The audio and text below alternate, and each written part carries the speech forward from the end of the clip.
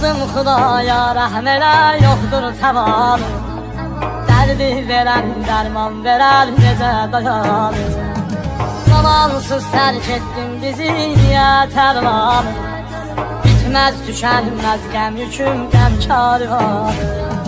Qopdu o gün tufanlarım küləklə, sanki qara geydi yerlər fələklə.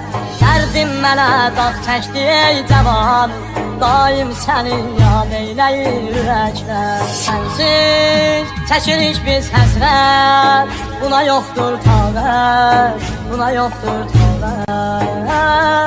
Yandım, aman Allah yandım, aman Allah yandım, aman Allah yandım.